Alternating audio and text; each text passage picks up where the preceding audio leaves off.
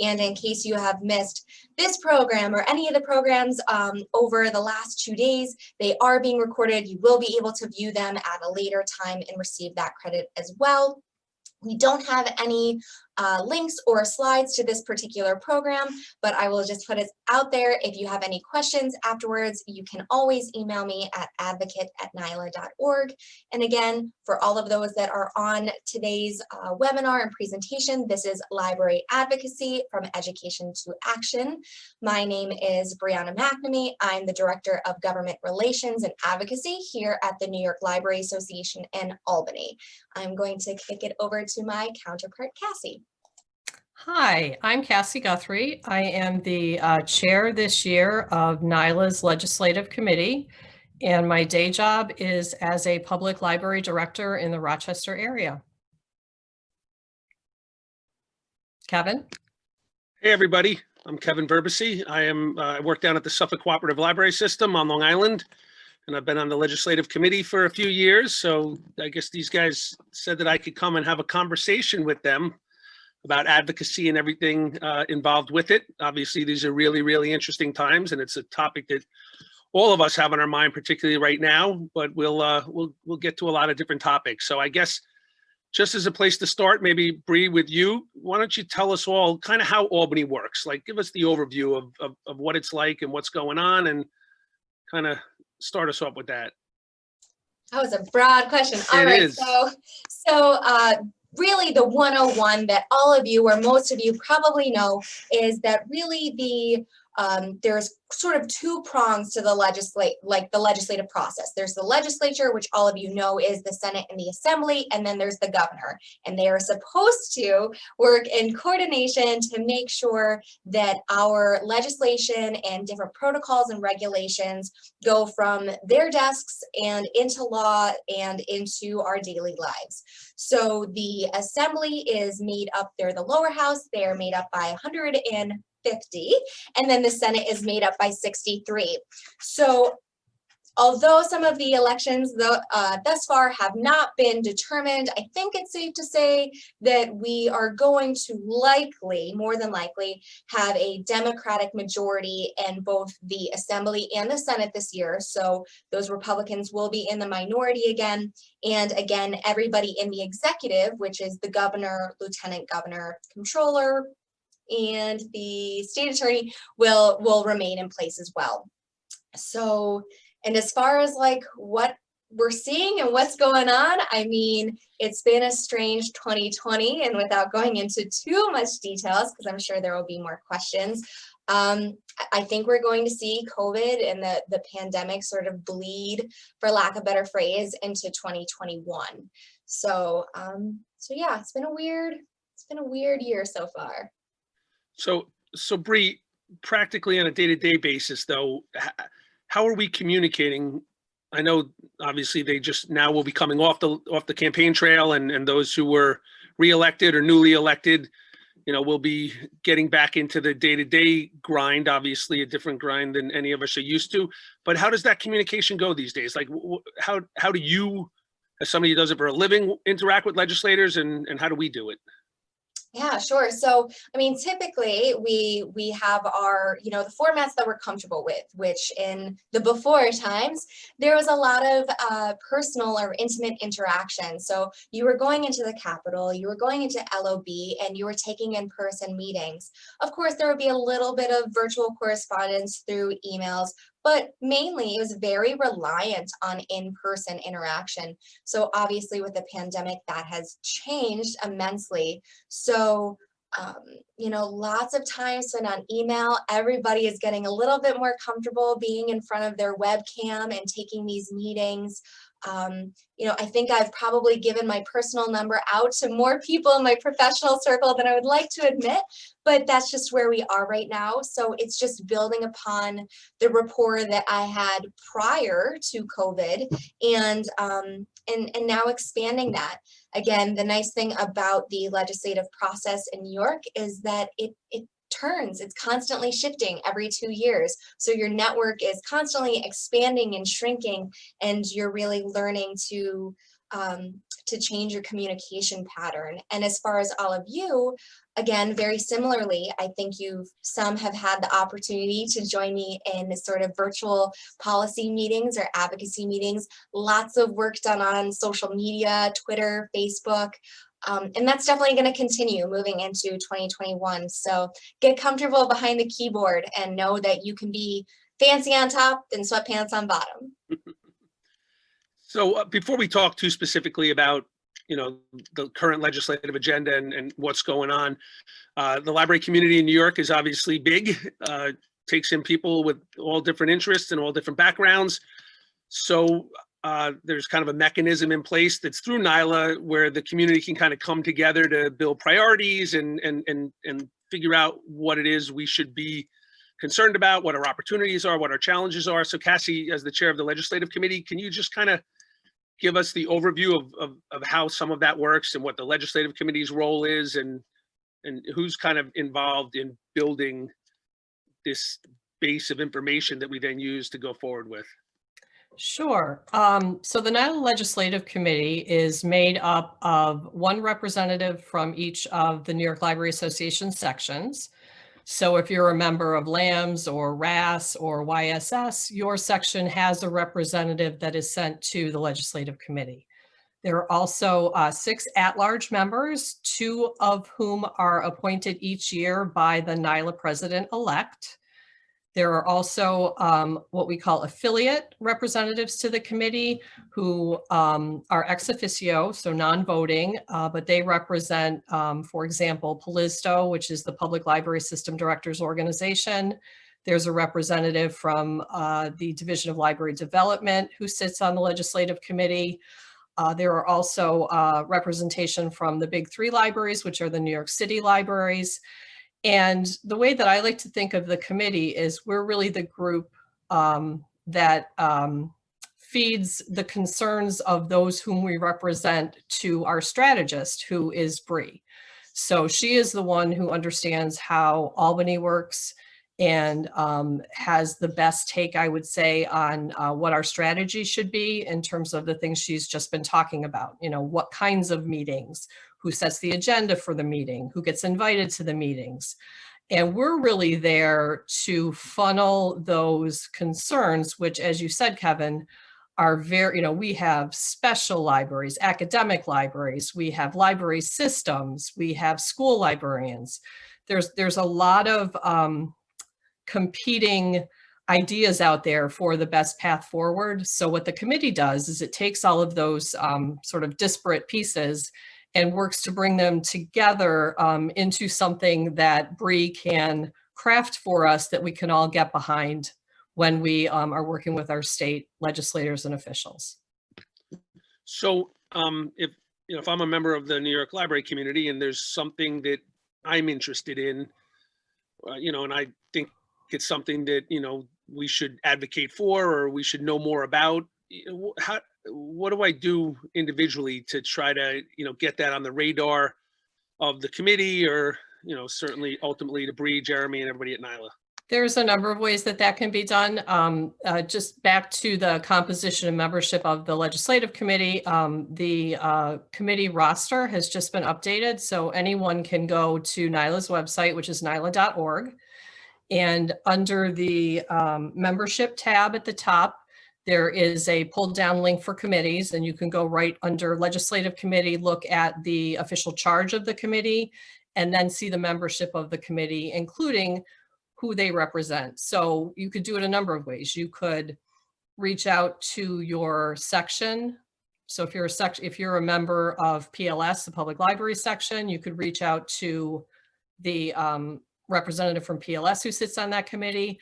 A lot of times things come through the Public Library System Directors Association. Kevin, you're the representative from PLISTO.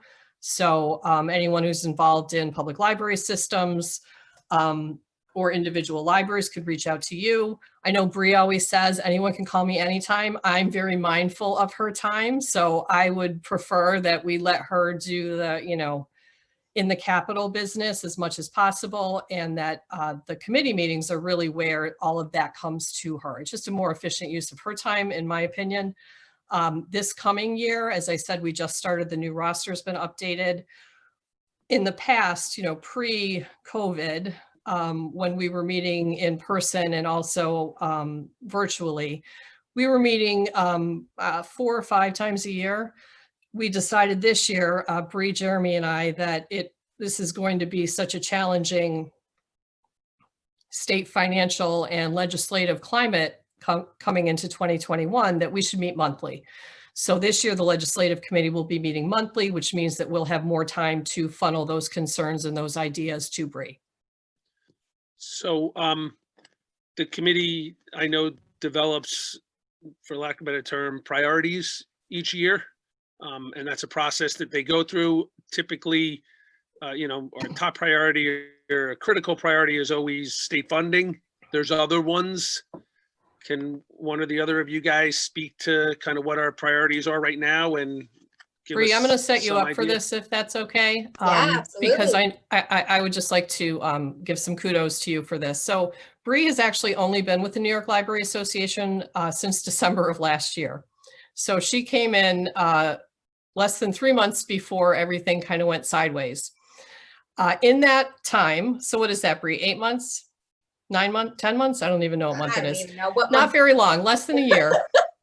She came to the legislative committee and said, hey, listen, I have an idea for how we can expand the reach of the advocacy that we do. And it has to do with, not just speaking to a few chosen legislative priorities every year, but she wants to set up a system where she's tracking everything that's going on that could have a point of contact with the library community, and then bring those things to the legislative committee to look at and to work with her to determine if it's worth pursuing. So Bree has really done a great job expanding all of that in my estimation. And I think that it's really going to be an exciting and challenging year, just looking at things a little bit differently. But Bree, I'll let you kind of get into that a little bit more because you'll do it better than I could. Sure. So thanks for the setup. So yeah, I mean, everybody, every organization, every firm, every company, and even every grassroots organization does advocacy different. There's not a one size fits all, but really what you need to look at is what is a sort of preventative and a proactive approach versus a reactive approach. So very early on, and really before I even took my position here, it was pretty apparent that NYLA, for the most part, I would say, really looked at advocacy in a reactive approach. So we had our priorities, typically like 3 to 5 different priorities. Funding was included in that. And throughout the entire year, you would focus on those 3 to 5 issues. So as Cassie sort of set me up, the way we are going to be approaching advocacy is really just an expanded model of that. So we will be able to talk about a plethora of topics now, really focusing on the complexities of the field of librarianship in every sense of the word, and that will look different for depending on who you are. So if you're a school librarian, we're going to have pieces for you to advocate on. If you are an academic, that too. If you're public, that too. So again, just expanding the opportunities for everybody to speak about the issues that they feel most engulfed by and most passionate by, that they're the experts in.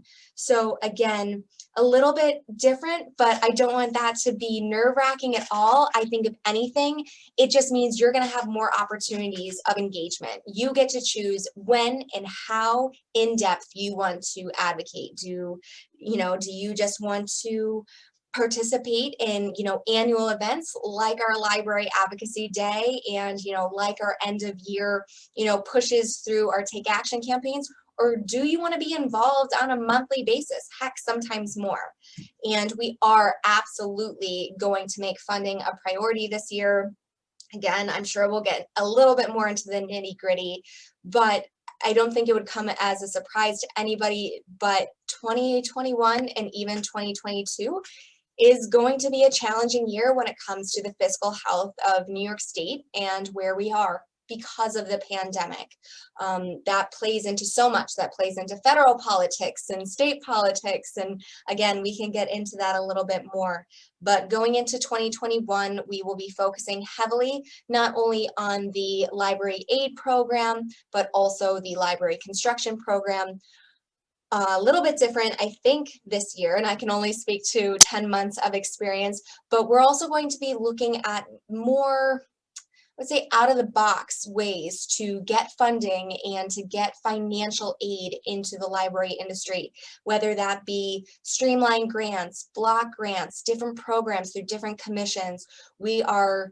I am, the community as a whole, we are, opening our eyes to what other opportunities are out there. And I'm very excited to say that I think we're heading in a good direction. Scary, but a good direction. And I'm pleasantly surprised, and I shouldn't be, but pleasantly surprised, and that a spotlight has been shown on a lot of the issues that the library community has been advocating on or about for a very long time. And I guess one of the silver linings of the pandemic is just that we are getting a microphone in front of us, front and center. So I guess, Bree, one of the things that I really found interesting when we started to expand this reach is traditionally our focus was on a handful of legislators. We were dealing with the chair of the Senate Education Committee, the chair of the Libraries Committee and Library Technology Committee in the Assembly. This seems to be a way that we can engage more meaningfully, maybe with legislators who we might not traditionally, unless they were a home legislator, maybe engaged with. So can you kind of speak a little bit to that, and also kind of tell us, all committees are really important, right? Could you kind of explain what that is and how they work and why they're so important to us? Sure. So I guess I'll take it in reverse. So committees. So both the Senate and the Assembly have committees. They also have subcommittees. So I think we are well over 36 in each of the houses. So they are everything from, as Kevin mentioned, the Libraries and Education Technology Committee in the Assembly to education, aging, veterans. There's so many, but really what happens, yes, as individuals are elected into office, they are given, I guess for lack of a better phrase, a wish list that they provide the leadership of both of the houses. They say, these are the issues that I'm really passionate about and that I want my hands and my eyes on that legislation, anything that pertains to that topic first. So they give a wish list. It's kind of like a Christmas list. And they are assigned different committees. So typically legislators have, an individual could have anywhere from, if you're on the Senate side, probably anywhere from 4 to 6.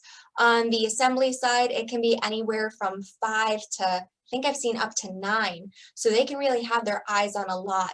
And what that means is that anything, as I said, that pertains or really has a focus to that particular area, that bill or that introduction gets siphoned to that committee. The individuals that have been assigned to that committee, they're the gatekeepers of whether that bill moves forward for their colleagues, their counterparts, to then review and pass into law. So again, they're sort of the gatekeepers. They're the ones that have a more intimate discussion. They work through, a lot of the times, they're the individuals, they're the ones that bring any problems or concerns or gaps or needs for clarification in the language itself, so that if a bill should be amended or maybe stricken and completely recrafted, they're the ones that do that. So that's kind of like the makeup. And then as far as this expanded approach and how it changes our interaction with committees, most of our priorities, I would say from my personal review over the last 6 to 7 years, they would primarily go through the Libraries Committee, the Education Committee in the Senate, and sometimes a secondary in the Assembly. And then sometimes they would go through, say, like a local governments. So when you think about that, we're talking about 4 to 5 committees total, maybe only 30 people that we're really speaking to on a regular basis on an intimate level, in detail, granularity, talking about why we need this bill. with this expanded approach and all of the complexities that the library field has, the likelihood is that the bills that we take a position on or that matter to us, that impact us, will be going to a much grander scale and a much broader scale of committees. So now all of a sudden we've gone from speaking to 30 people to say 120 people plus our own singular, our own representatives. So again, just a much broader audience for them to understand our needs and really how libraries are affecting their communities. So, because otherwise, really, the entire legislature only hears from us one time a year, and that's Library Advocacy Day, and it's mainly funding. So again, they're going to hear from us a lot more. So a lot of this obviously is relationship building, and we have an opportunity to network and speak with and advocate to our own home legislators. I stress that to my friends down here on Long Island, how important it is to, you can give politicians three things. You can give them money, you can give them publicity, or you can give them votes. And, we're pretty good at giving them publicity. That's the low hanging fruit. But how important that is to cultivate that. Legislators change positions. The library committee, particularly in the assembly, is kind of a starter committee. It's where somebody, their first committee chairmanship, and then they move their ways up the ranks. So, we've dealt with many people who have been in that position and then gone on to other things where they can help assist us with that. So Cassie, can you tell us a little bit, like, how do you practically interact with your home legislators there in the Rochester area, and, what kind of work you're doing and the people you're working with are doing to cultivate those relationships? Well, we're doing the same kinds of things that Bree alluded to. In the past, we would have in-person legislative thank you breakfasts and in-person district visits, and now that's being adjusted, like so much of everything else, to the virtual environment. I believe we typically will do this in October or November, our thank you breakfast. I believe there's something in the works through our 3Rs, our ESLIN here in the Rochester area to do that. Me personally, I just keep in touch with them. The library that I work at is in State Senator Robach's district. Of course, he is not running for re-election, so I'm closely watching who's going to be the next person in that seat to make sure that I'm ready to do whatever I can on the local level to introduce myself and my library. But a lot of it is, it's that relationship building and making sure that they know who you are, and reaching out and asking, what can we as the library community do for you? And when you have new legislators, which I think Bree has a number, we're going to have a whole bunch of brand spanking new state senators and assembly members come January, is, doing your research. So I typically will read the local newspapers. You can look at what it is that these folks have run their campaigns on, what's important to them. Then once they're in office, looking at their website, what committees are they serving on? What's of interest to them, because the one thing that I found throughout my career in libraries and advocating for libraries is we're in a really great position where we've got something for everyone. I mean, whatever it is that state senator or state assembly member's interests or passions are, as a library, we can speak to it.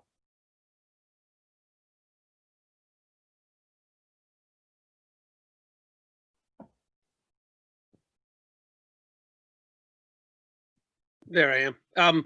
Bree, I think we have a couple questions in the feed loop. Are you seeing those? Yeah, I do. So I'm going to try to answer them in order. Okay, so don't mind me like moving my eyes. I've got 3 monitors going right now. So we have Alyssa Wood asking, what exactly is meant by library construction? So do one of you want to answer that a little bit more, or would you like me to?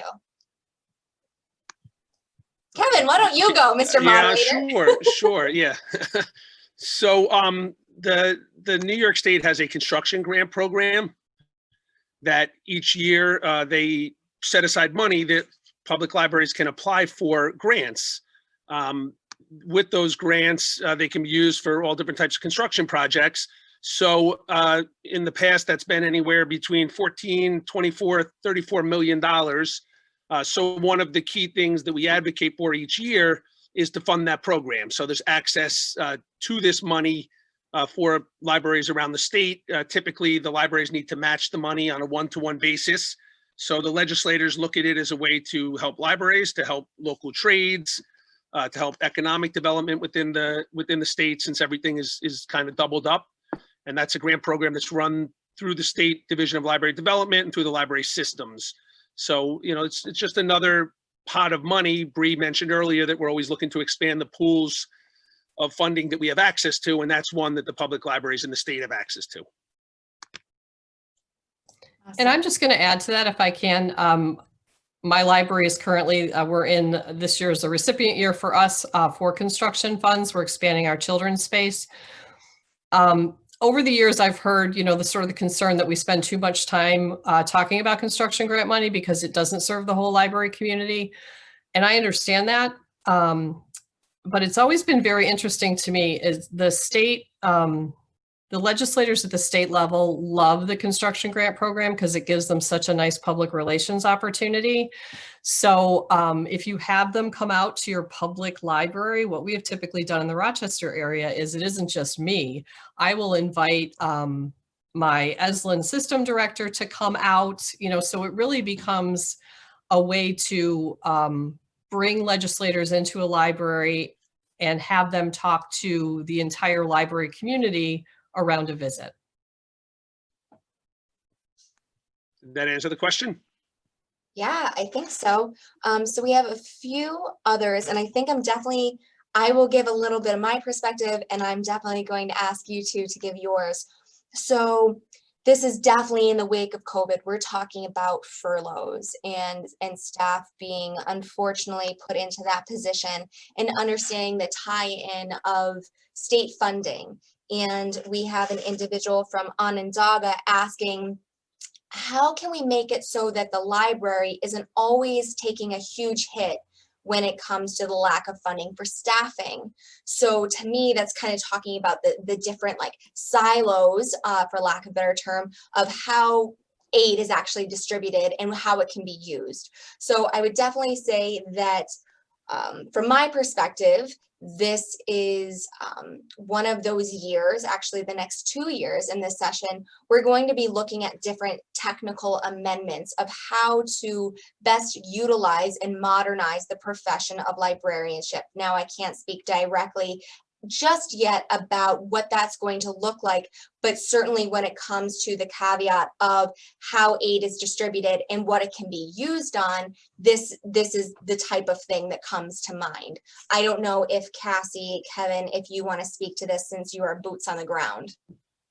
I'll leave that one to Kevin. Yeah, well, no, I mean, look, I mean, at its root, that's what advocacy is about. I mean, you know, we talk a lot about advocacy, or some of us do, you know, at a state level, at a legislative level, but, you know, obviously advocacy takes place every single day in every interaction that we have, you know, the old elevator speech type of thing.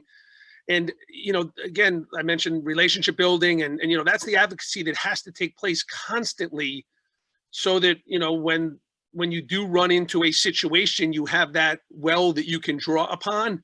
It's really tough to not build those relationships and not do that day-to-day advocacy and then expect, because times are tough, that you're going to become somebody else's priority.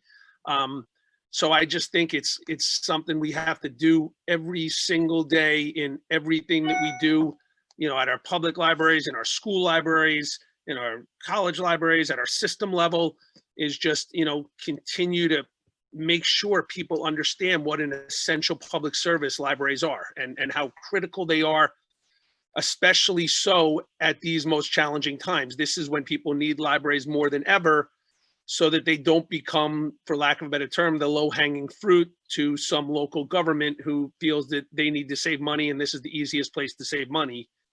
And again, the time to come up with that isn't necessarily during the crisis. It's work that has to have been done and needs to be done every single day, constantly, so that when we do reach these really challenging times, you know, they don't even think about that. And man, it's not easy, that's for sure. So we have a few questions in feed loop, and I'm going to try to combine them because it seems like they're all sort of coming or stemming from the same foundational place. It's how do we make the general public, and I would call it the general public or the unaware population, all the way up to the legislative level, the executive level. How do we make them understand the importance of libraries, what we do, the fact that we are in fact saving taxpayer money, how we are, how well we utilize money, that 7-to-1 investment that we always talk about. And then I'll talk on another question. But as far as that's concerned, again, I guess I'm looking at the silver lining of this pandemic. Like, I guess that's me looking for rainbows where there's rain. But I just think this is a really wonderful opportunity to get comfortable in the uncomfortable space, learn platforms that you haven't used before. So I think, speaking from personal experience, when it comes to a library, a lot of the times people are thinking the tangible space, walking through those front doors, what are the services and programs that they're using? But again, those are already our supporters. Those are the advocates. So again, get used to using platforms that maybe you don't use. So again, using social media platforms, and I'm not just talking about Facebook and Twitter, but get comfortable on LinkedIn. That is your professional network. Those are those that are going to support you because they are at a different caliber or a different sort of audience to you when it comes to typically their profession level, their education level, their wealth level. So again, it's thinking outside the box and gathering that data. And I just said it, data. Make sure that you're getting the information. Who are your users? Who aren't walking through your doors, and who is actually in your community? And a great source of that is government data, because it's free and it's available to you at all times. So hopefully, cross our fingers soon, we're going to have some of that data when it comes to like the census. So again, I know it's easier said than done, but for me, I rely heavily on data and who is in the community and who I'm representing, that's all of you, and who you represent. So it's that trickle down level. So definitely touching on that. Kevin, go ahead. No, I'm reading through the messages, and somebody had mentioned the library love letters, and to me that's great. It's telling our story. Data is critical. We need to quantify that, particularly when we're talking to legislators, but making sure that it's not just us doing that, but that it is our users doing that, our patrons doing that, because again, they're going to be more powerful voices because it's impacting them in a different way than it's impacting us. So, trying to find those programs or those methods or those ways to engage your community beyond just as library users, but as library advocates themselves. So again, whether it's love letters or asking them to help you make those engagements, phone calls or whatever it may be, that's something, again, that just a constant battle, but something that really has to be a part of our day-to-day activities, is making sure that our patrons are making that connection of where this service comes from. And it doesn't just come, out of the air, that there's some financial backing behind it, and there's governance behind it, and there's all those other things behind it. Yeah, absolutely. I will say this, and this is sort of taking a laser pointer and going in a completely different direction. But when we're talking about, as I just said, like your patrons, those who are already using your services, they are your supporters, they are your advocates. So in one breath, I would say, use them, like use their voices. I know we had a question again out of Onondaga Public Library, where the individual is asking, like, how can we utilize those views of our patrons without getting trapped into, are they influencing political decisions? So I think what they're getting at is like making sure that you don't need to register them as lobbyists, making sure that they feel comfortable and safe just sharing their personal stories. It's exactly that. If they're sharing their personal stories and they are providing, I guess my recommendation, if they are providing those stories to you or directly to their legislator or to their elected representative as a constituent, that's what it comes down to. They're speaking as a constituent and not on behalf of your library. Then they don't have to worry about ever being considered in that bracket like I am as a professional lobbyist. And when it comes to what Kevin was saying, as far as, you know, you have your patrons, but who again can speak on your behalf and understand the importance of libraries. I think this comes to, I say it almost at every program, while there is session, which goes from January to June, which is when your legislator is voting, they're typically, don't take 2020 into account, they're typically in the Capitol and they're reviewing legislation. Know that there's no such thing as advocacy season. There's no such thing as, I would say, interacting or engaging with your legislator too much. Make sure that you know who your community liaison director is, or who the chief of staff is, because they're your conduit, they're your liaison to get to the official themselves. So make sure that you're not just interacting with your official when you need something, when we're asking for funding. Make sure that you're letting them know, give them visuals of this is how we're using the funding, or this is how we need it. This is the gap in services, that with that increase, we could do more things. Constantly provide them with information about what you're doing, what you need, in ways that they can interact with your patrons and your library staff. It shouldn't just be a when you need them. Nobody needs that relationship in their life. I know, absolutely. And that's, you know, somebody asked about the construction earlier. And, you know, one of the things we're always encouraging our libraries to do is when you get that grant, whether it's $100,000 or whether it's $8,000, you know, again, I know right now it's a little bit different, but, you know, invite your legislator in, take a picture with them, put them on your newsletter, put them on your website, you know, and, you know, recognize and acknowledge the work they're doing on your behalf. So again, they'll be more likely to, you know, help you when times get tough. Before we get too late in the session, I hear a rumor that there's some kind of election that's taking place right now, actually, that some way or some shape probably will have some impact on the library community and the greater community here in New York. Bree, you want to talk to that for a minute, or Cassie, or I certainly have some things to say, but I'll let you guys go first. Can I get just real quick, go back to what was being discussed? I can't see the feed loop chat for some reason, and I don't want to try to find it because then I'll probably just disconnect myself altogether. But if I'm understanding the Onondaga question, I can look at it from a slightly different angle, not from state funding so much, but let's say from county funding or from local town funding. So I, as I've mentioned, work for a municipal public library, and sometimes it's as simple as making available the mechanism to get those library stories to the folks who fund you. So in my library, we have a comment box, and our town supervisor provided comment cards. So there's, you know, when we're doing what we're supposed to be doing, which is giving our community what they're asking for and what they need, those things will come in automatically. And we just have a well-established flow where those good comments, those we value our library comments, go directly to the people who fund us. Yeah, that's great. And actually, because now I have Kevin's question in mind, but I also want to piggyback off of what Cassie just said, which is, so Cassie mentioned earlier in the presentation that we are going to have a largely new cohort when it comes to the 2021 session and the 2022 session. So come January, this is a really wonderful opportunity, whether you have or haven't. Make your presence known, introduce yourself to the legislators. So again, for everyone that's new, there's nothing more simple or simpler than saying a congratulations. So sending a card, a letter, a note, an email to that new legislator saying congratulations on winning, whether you supported them or not.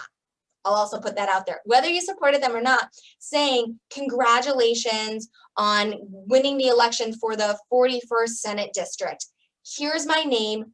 This is who I am. I want to serve as a point of contact or an expert in the field of librarianship, and whether you're a school librarian or you're public or you're a system, let them know what your expertise is and that you want to serve as a point of information for them, because now you've already opened up that opportunity for them. It's also a really wonderful and a very organic method to then follow up. So it's saying, this is who I am, this is what I can do for you, and I'm going to be following up with this method, whether it be a phone call or an email or an invitation to come to the library, or you want to meet them. It's just the easiest, I would say, way to get your foot in the door right from the get-go. Because again, no one is going to turn down a congratulations and a pat on the back. And going into Kevin's question about there's an election going on and how that's going to affect us, I'm going to go very surface level with this because I'm sure as of similar to many of you, we are just like constantly clicking refresh and seeing what's happening.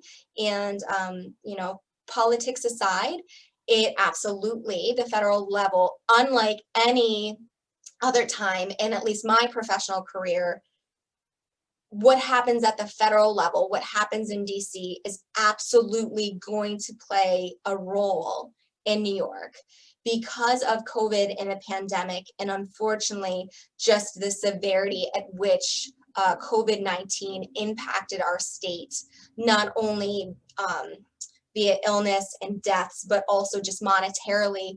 We are, for the first time, I would say, again, in my professional career, we are in need of assistance from the federal government.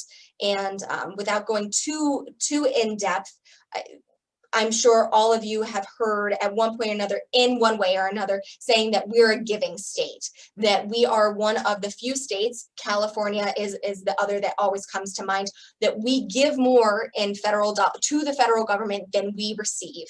And I think without, again, going too far into detail, we are certainly trying to reverse the roles and saying it's about time that we get a little back. And with that assistance, while we would still likely have a pretty substantial deficit in debt moving into the next 3 years, it could certainly soften that blow and make it easier for libraries and state agencies and other industries like public education to receive their full aid distribution in years to come. And I think too, Briana, and maybe Cassie, if you want to speak to this, being the director of a municipal library, you know, a lot of us, when we think of this federal aid, our natural inclination is to think, oh, the state has a $25 billion budget gap and it needs money. But it goes beyond that. It's our counties, it's our cities, it's our, you know, our local towns and villages. I mean, they're all, you know, really, for lack of a better term, getting destroyed economically, you know, by this pandemic. And that aid that is so desperately needed in a place like New York from the federal government is just going to have a dramatic, for good or for bad, a dramatic impact on us all across the state. And, you know, certainly libraries are going to be impacted by that. Some more so than others. I know there were a couple questions from the folks in Onondaga who obviously, you know, struggling with the issues that they're having right now with their county and their city. You know, and again, all of us who rely on that kind of municipal funding or state funding, you know, are really going to be challenged by this in the best of circumstances. So certainly we'll be keeping our eyes on it. I think that if I could just speak, Kevin, that's a really good point because, you know, we're sort of in my situation, and I'm sure in Onondaga's situation, I don't know the specifics of their local funding, but, you know, there's the state funding issue. So when the library system isn't funded by the state to the level it needs to be, and again, as Briana said, that's starting right at the top at the federal level. That means that at the local member library level, you know, we may be expected to further subsidize costs of the system because of that lack of state funding. Additionally, in my case, you know, the town that funds us may not get its municipal aid from the state. So there's something that they have to contend with along with all of the other, you know, local municipal services that they have to provide funding for. So what's interesting to me about this year, because I never really paid that much attention to what was going on at the federal level, now it's all so intertwined that we have to be. And Bree, one of the virtual meetings that I attended with her and watched her skillfully navigate was talking to Congressman Morelli, you know, and talking to him about what the impact of those, I mean, he knows, but others may not, what the impact of us not getting aid to the states is going to be at the local level for our libraries and our library systems. Yeah, it's just. And again, that just plays into, again, an earlier comment I made as far as funding and that being a priority on the state level and looking outside the box, that also comes at a federal level as well, that there are opportunities like the Library Stabilization Act, which is sponsored by Morelli, so it all ties in, that things, that measures like that and having support, you know, from your very base level of your local legislator, and when I say local, I truly mean like your county, to your state official, to your county executive, all the way up to who's your congressman or congresswoman, who is your US senator. All of that, I think, is just becoming more and more entwined and important for us to really speak about the field of librarianship. So we're all adults here, so we can be honest with each other. Money's really, really, really important in this whole equation. So I'm going to ask Cassie first, because I know one of her many hats is her involvement with the New Yorkers for Better Libraries, to tell us a little bit about that organization. And then Bree, being honest with us, tell us how much money matters and what the money that the PAC raises does, and you know how that all plays into this. So Cassie, if you would just talk a little bit about the PAC quickly, and then Bree, maybe you could tell us where we put that money to action. Sure. So the New Yorkers for Better Libraries Political Action Committee is registered with the New York State Board of Elections. It was incorporated in 2003. It has a steering committee made up of library leaders from all different geographic areas of New York State. And what we do is we raise money specifically to make contributions to New York State level political candidates and political parties and campaign committees. And what that, I'll let Bree speak to what that allows us to do. But very simplistically, it gets their attention and it gives us a seat at the table when conversations are happening. You know, whether you like it or not, that's the way Albany has always worked and will continue to work. So we rely heavily on the library community to support us in any way that they can to raise those funds. We typically bring in between $30,000 and $40,000 a year. We've had to make a big switch to virtual fundraising. Typically tonight at 7 o'clock, we would have invited everyone who went to the conference to come out and do some karaoke, and we had to switch to a virtual event. And you know, it's really important work. And Bree, I'll let you speak to what those funds allow you to do. Sure. So for most people, I think when they think of PACs, at least even for myself included, you think of these deep pockets. You think of these big organizations that have multi-million dollars. They endorse candidates and they spend thousands of dollars to get into a reception. Now, know that the New Yorkers for Better Libraries is not that. And I think that's a good thing. Very few associations or nonprofits of our size have PACs. So we're very unique in this instance. And what these PAC contributions go to is those who are currently seated, so they're already representatives. And for the New Yorkers for Better Libraries, very similar to how I engage with Cassie and the other members of the legislative committee and the members in general, I'm there to hopefully be a strategist for you. It's like, what should we take positions on, and, what is going to have a substantial impact in the community. The same goes for the PAC. My job is to sort of be the pulse, trying to keep the pulse on who is supporting us, who have I seen really step up and be vocal, whether it be in an intimate chambers meeting or in committee or just one-on-one.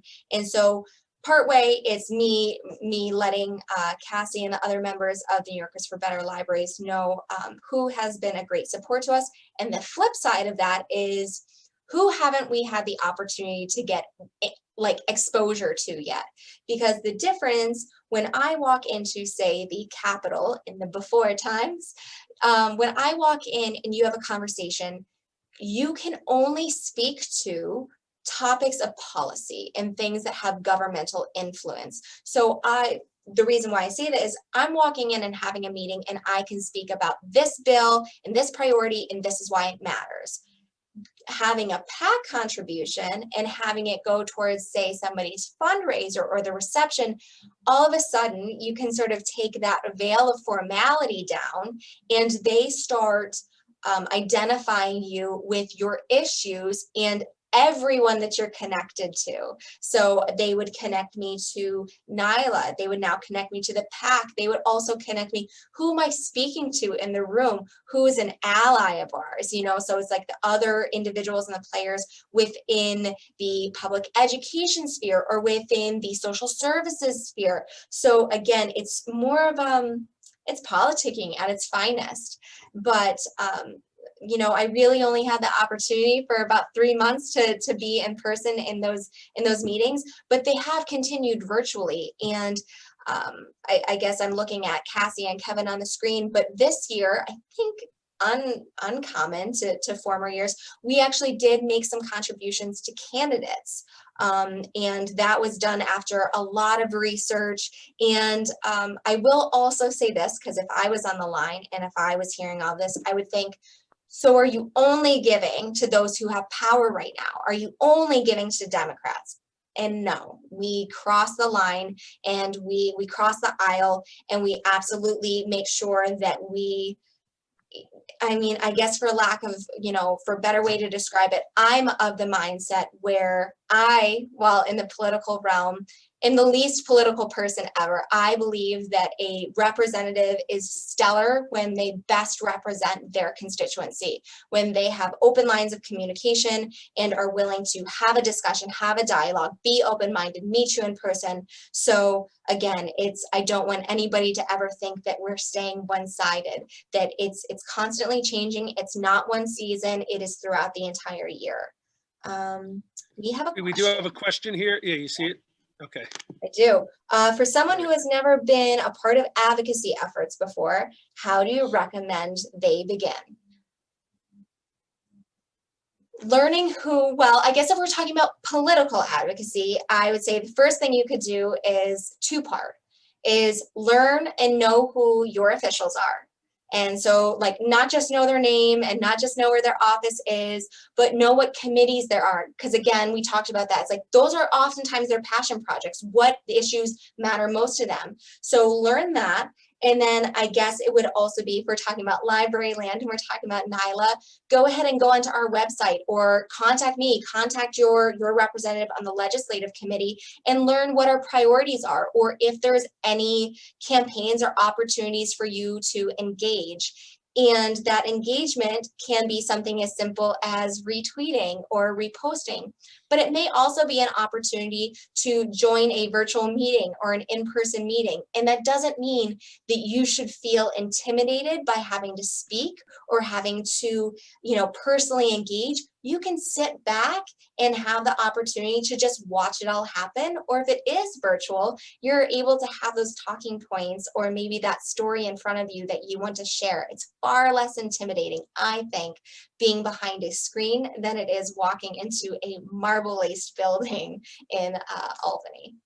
Yeah, I think too, these are not normal times, but I would also suggest, you know, if you haven't had the opportunity to attend Advocacy Day, probably not going to be happening the way we traditionally like to get together in 2021, but hopefully by 2022, you know, you really learn a lot because you kind of get a sense of how things work. And like Bree said, you don't have to be the primary voice in the room your first time in the room. You watch and learn from others. I know I have been going Advocacy Day for 30 years and I probably didn't say a word for the first 10 of them. And then you finally feel like, hey, now I have a story to tell as well.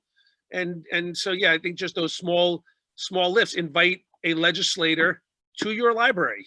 Again, right now, maybe not the perfect time, but I've never met a legislator who doesn't want to read a book to kids and get their picture taken. And you know what? Something as small as that makes a difference. I don't think we need to wait. I mean, if somebody wants to go and observe something, your Eslin hosted, I believe, legislative breakfasts, a couple of them in Suffolk County and in Nassau County. And it was opened up to people who wanted to go and observe, and I was one of them. So I don't know that we don't really have to wait until we're in person again. just keep your eye out, or, if reach out to your system, whatever kind of library you are, and just say, hey, are there any opportunities for me to observe a virtual advocacy meeting? Or could we, work to set something up? You don't have to take lead on it, but just to kind of see how it works. And, I'm chair of the legislative committee, and that's what I was doing when Bree hosted that meeting with Congressman Morelli, because online advocating was something that wasn't something I was particularly versed in. So just watch, learn, listen, and just be engaged. Yeah, and with that, I will also say that I think, myself included, when we think about advocacy, we often tie it to activism, and at least in my mind, that's physical, that's tangible, and know that you can scale that definition back, and it is subjective. So as I was talking before, just that simple action of congratulating your member or reaching out and introducing yourself, that is an act towards activism. That is your first step in engaging and building the rapport. And as I think all of us have mentioned in some form of or another, advocacy, so much of it is really laced to or intertwined with the rapport and with communication. So I don't want people to think that take action means a petition, or it means clicking a button and saying vote now, or it's like, it's like a call campaign. Know that just the action of introducing yourself and informing an individual of your expertise is in fact advocacy. So it comes in so many different forms, but again, if you wanted to make it as simple as retweeting a message, that too. So, get your confidence, build it up behind the keyboard if you want to. So when it comes time that you can be in person, then you have those stories and those data points flushed out, and you'll be your rock star. Hey, Bree, and there's also, you guys, right, NYLA, I don't know whether training is the right word, but don't you guys do some things where people can, where you're on some online things, something coming up with Western New York Library? Yeah, a lot of them. So where do people find out about that kind of stuff if they want to? Yeah, sure. So again, with the sort of changing or the expanded advocacy, we're going to be building a bunch of different toolkits and things to use. But NYLA is partnering with Winnie Lark on a 6-part advocacy series. It started 2 weeks. It all bleeds together. Maybe last week, started on October 27th, I think, but it's going to run all the way to March, once a month. It's called The Fundamentals of Advocacy, and every month we are going to be addressing a different part of advocacy land. So the first session was really talking about the basics. So it's what it means to be an advocate and what the different forms of advocacy is, and then it'll go on from there. And so if you wanted to find out more about it, NYLA.org is your best source. I think it's actually on the header. You'll find the series page. You can sign up for one or all of them. And if you happen to miss the first program, which I was the speaker on, we actually have the full program and the slides up. So. And for the uninitiated, Bree, you've only been with NYLA for 10 months, and you just said Winnie Lark. Winnie Lark is the Western New York Library Resource Council. So it is the 3 R's, or the Empire State for the Buffalo and Neoga area. Yeah, I'm usually the one that's like, what does that acronym mean? So yay. Well, it's 3 o'clock and I don't see any more questions in the chat, and I think our time together is just about up. So I guess we'll say thank you to everybody for spending a little bit of time with us, and get out there and make your voices heard, and don't be afraid to stand up for libraries, because they're that important. So thank you, Cassie. Thank you, Bree. Thank you, everybody, for hopping on. Thanks, Kevin. Thank you, everyone. All right. Bye-bye. Bye.